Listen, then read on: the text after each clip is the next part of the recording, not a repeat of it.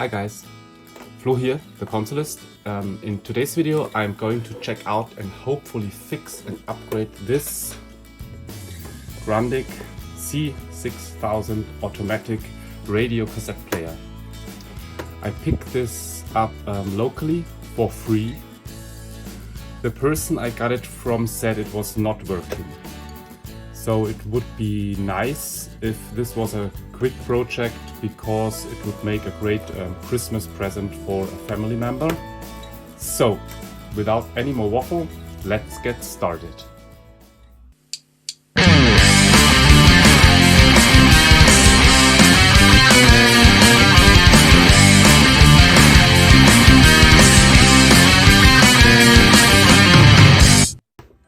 Okay, first things first, let's check what's wrong with it. So, it's in really good condition. Really good. It's not dirty or anything. As you can see, yeah, little dust here. But it looks really, really nice. The only thing, the battery cover is missing, but I found one. Someone on eBay sold the back panel with the battery cover. So yeah, it was pretty expensive. It cost me 14 euro with 6 euro shipping. So, but I wanted this to be complete. So I read a little bit about it. So this machine, or this radio, was built between 1974 and 1978 in Germany. It was really pretty expensive. It cost, I read, 529 Deutschmark. That today translate roughly to 735 euro or 833 US dollars. It's super heavy. It weighs around 4.5 kilograms or 10 pounds. So let's test it and see what's wrong with it. So the cool thing is the cable is integrated in here. You see? So that's nice. And here's a little notch. You can close this up again. Let's plug it in and see what's wrong with it. Oh, and I see there's a little switch. I wonder. Here it says mains use here or battery. It's pressed in, so it's for battery. I wonder, because there are no batteries in here, that's the problem. So let's see. Okay, mains.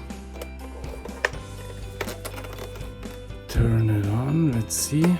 I think this UFM is for the radio. And I think that's power. Oh, and it's working. Let's see. Yeah.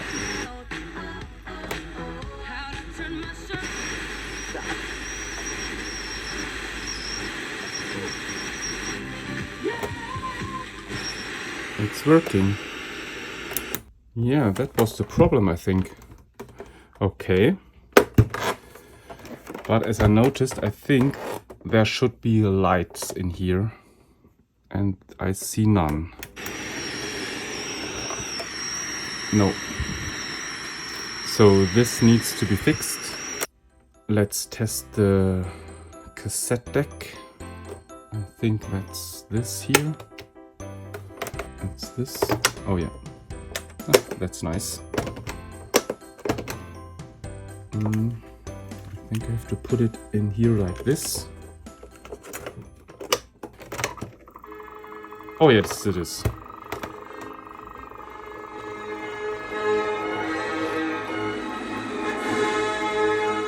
Okay, that's working too.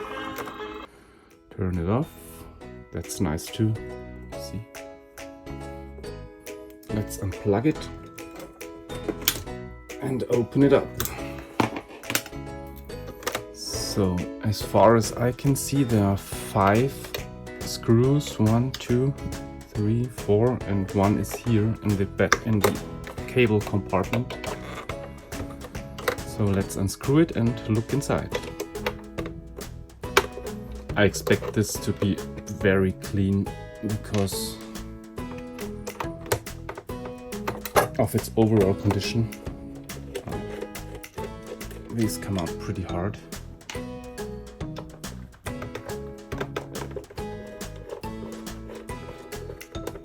The screws look a little bit knackered, so I think someone was already in here. 4, and here is the last screw.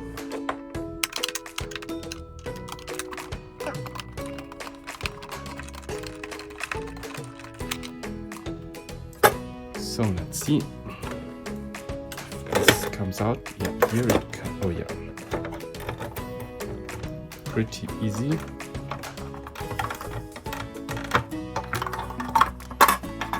Okay. Oh yeah, that looks super clean. Here is a belt. Oh yeah, that's nice and springy, so no problem here. I'm glad I don't have to take this apart. First, I think I desolder this here, then it's easier to work on. Okay, I do this and then I'm back. So I desoldered the battery compartment and I put a little tape on here, not to accidentally short something out. So here I found, let's zoom in a little bit. Okay, here is what looks like a socket for a light bulb, but there is no light bulb in here. I just looked this up. You can buy these, you see here, on eBay, but it's €6.90 for one bulb. That's a little expensive, I think. I have another plan. Maybe the purists here will find this a little bit cringy, but I think I will replace it with some LEDs. So I decided not to use this. It has only 4 LEDs here. I have this, and that's nice, and that's like coated, rubber coated, so there is no chance I short this out. I pulled all those together, you see here, RGB, so it emits white light. I think that's nicer, doesn't have to look too futuristic or something. So I have plugged it in to try, and here, see, and I turn the radio on, and voila! It lights up. So I think I just fiddle this in here. So I was able to fit it in here. It's not nice, but that was not the premise of this. I just want to light it, and I just put here a little bit of plastic. It's just a press fit. I don't want this to be permanent, so if someone wants to remove that, it should be as easy as possible. Just put this out here and out of it. And the second thing I will do, I will put a little connector here. I don't want to solder this permanently, so just a little connector, and you put it in and you're done. So that's the next thing I will do. So now I'm going to solder the connector in. I desoldered the socket for the light bulb, and I glued it like in here with a little Kapton tape so that it won't get lost. So the only thing I have to take care of now is this. Which direction is okay. I pre-tin this. Of course,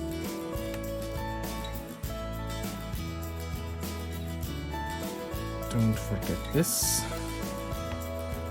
The shrink tubing. So, yeah, that's not a really good Kapton tape. I think, who was this? Adrian Black from Adrian's Digital Basement called it Crapton tape, and he is completely right. That's the cheap Chinese stuff. And that doesn't stick well at all. So, with this done, let's shrink it. It's nice and solid here.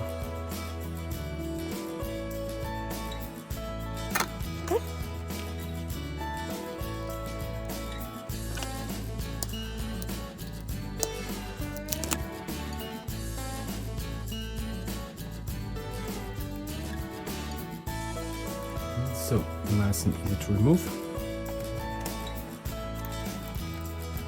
Then one final test. You see here it's only just a press fitted in, because it should really be easy to remove. Let's turn it on. And you see, yeah. There shall be light. Okie doke. Yeah. That's good enough for me.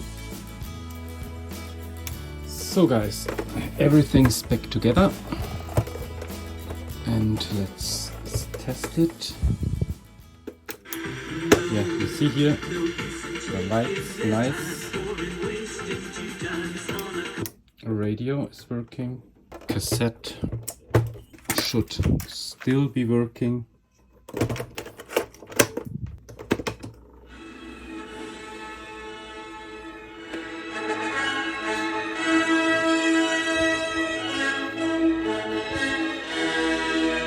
Yeah. Everything's still working. So guys, I hope you enjoyed this video. And yeah, I think it's not a how-to video, because yeah, it was like a brain fart, and I thought, yeah, maybe I try this, and it worked. I'm glad. So guys, thank you for watching. Consider subscribing, and I see you in my next video. Bye!